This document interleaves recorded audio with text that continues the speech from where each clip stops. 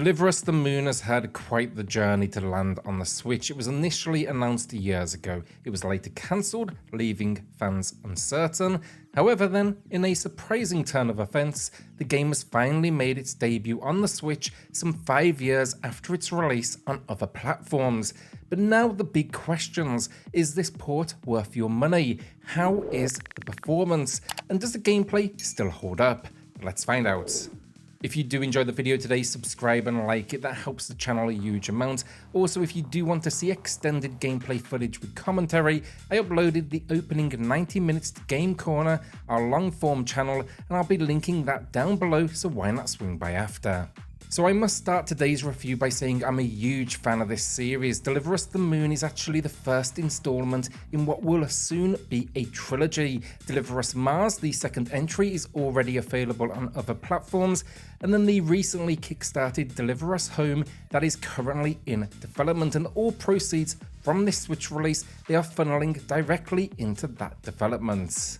So story and the world of Deliver Us the Moon is a stark portrayal of a future where Earth's resources, they've run dry. So picture fewer oceans and bustling cities and more barren deserts and frequent disasters. Now, to tackle this crisis, the global governments, they established a space agency. Their mission was to locate new resources, and they succeeded. They set up a base on the moon, and that would channel these resources back to Earth. But here's the problem. Communication between the base and Earth mysteriously stopped 4 years ago, and we had no way to contact that lunar team. Hope basically dwindled, leading to the shutdown of the space agency, and yeah, at that point I guess the story seemed to reach its end. Or at least that would be the case if there wasn't a group of individuals that refused to give up. They secretly developed a spacecraft aimed at solving this lunar mystery, and this is where you come in. 4 years after the communication went dark, you're setting out to restore this vital energy link from the moon to an Earth that is now struggling to survive. And yeah, that is the story that unfolds from there through a mix of cutscenes, collectibles, and holograms that you do discover along the way. So basically, here you can actually dive deep, I guess, into every detail, or keep it more high level if you do prefer, kind of skipping over those extra items. You know, personally, I've always loved the story, and that stands to this day. So from a gameplay perspective, Deliver Us the Moon shines as an exploration puzzle game, predominantly using a third-person perspective. However, it doesn't shy away from presenting you with first-person viewpoints during crucial segments. So for example, there's actually a highlight opening the game. We will actively ready and launch the ship and then float through its halls. Now, a quick note, if you're looking for combat, this isn't the place for it. Now, don't be mistaken, whilst there's no combat, the game builds tension through, let's say, time-sensitive scenarios, from impending disasters to a dwindling oxygen supply. So yeah, it's far from a walking simulator, but there's not going to be any battles or, alien life. The controls as well also reflect this approach as well, enabling you to sprint, jump and interact with a robotic companion, as well as use a laser to cut through obstacles like locked crates or doors. Our robotic companion additionally isn't just window dressing, they are controllable and will be essential. We can do this with the tap of a button, and this is another area where the game shifts to a first-person perspective, as they can help you solve puzzles and simply get to locations which you cannot, such as through local ventilation systems. So yeah, once again, look, don't expect constant high-octane thrills from Deliver Us the Moon. However, if you're looking for an experience that combines brain-teasing challenges with fascinating locations, with the occasional intense moment, Deliver Us the Moon fits the bill. You're going to encounter puzzles requiring you to rearrange battery packs, memorize patterns, hunt for codes to unlock doors, and even do a bit of platforming to get through hazardous areas. Then when the game really kind of ramps up the tension, I think it does so perfectly, in my opinion, to still kind of be in keeping with that core experience. So for example, picture yourself racing down corridors as your oxygen runs out, aligning satellite dishes to establish connections, floating through space collecting oxygen packs in a mad dash for survival, or navigating the moon in a lander. It's just a great balance that keeps the gameplay fresh. Deliver Us the Moon, however, isn't without its problems across all platforms. Sometimes you're going to find the controls sluggish when quick responses are needed. The camera angles can become a little awkward in tight spaces. Plus, there are moments when your trusty robot companion might find himself stuck behind a door. Now, fortunately, the game is designed to quickly kind of reset their location, saving you from any unnecessary reloads, but it is definitely noticeable.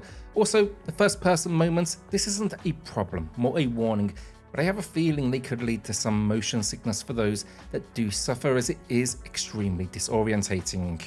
So outside of that, it's no surprise that as a big fan, I enjoyed every single moment of being back in this world. However, we need to talk about the performance on the Switch, and it's where it starts to show some flaws. Unfortunately, given the hardware limitations, what you're getting here is a game aiming for 30 FPS, but it's often struggling to maintain it. So it's far from unplayable, but you'll occasionally see performance dips into the mid-20s, even the low 20s on occasion. And I was particularly concerned during the opening 15 minutes of gameplay, the launch sequence on Earth, or everything leading up to it. It's one of the game's rougher areas in terms of performance. Now, however, once you do get through it though, things start to smooth out. Unsurprisingly as well, the performance hiccups become more apparent in larger areas, particularly during scenes with numerous items. However, surprisingly, I do want to point out, exploring the moon felt surprisingly smooth, just as a side note to my large area comments. The visuals then on the Switch have seen a huge downgrade. I played this originally on PlayStation 4, and the loss of detail, for anyone like me who played it before, it's immediately noticeable. Unfortunately, it seems the game is outputting at 720p as well, which definitely doesn't help matters. There's also a significant amount of pixelation, especially around the edge of our lead, which is then accompanied by a blur. And yes, while it still has its moments that will impress, the limitations here are clear.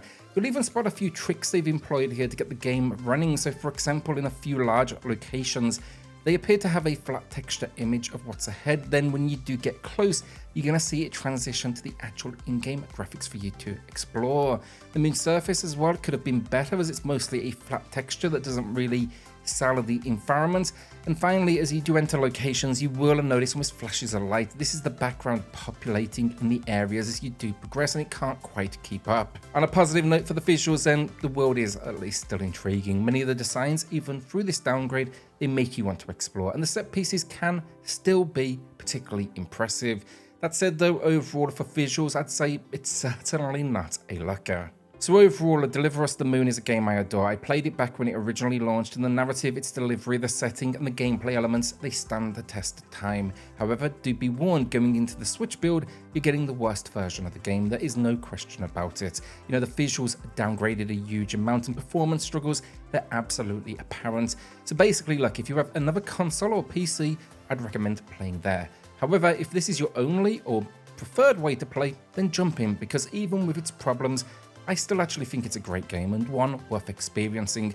Just don't say I didn't warn you. So with that in mind today, I'm giving it a good 7 out of 10.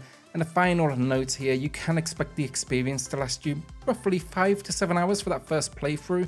And I do think the pricing here is more than fair. So will you be checking out Deliver Us the Moon? Let us know in the comments. With that, hit subscribe, join us here for daily Nintendo Switch content, and I'll see you all on the next video. Thanks everyone.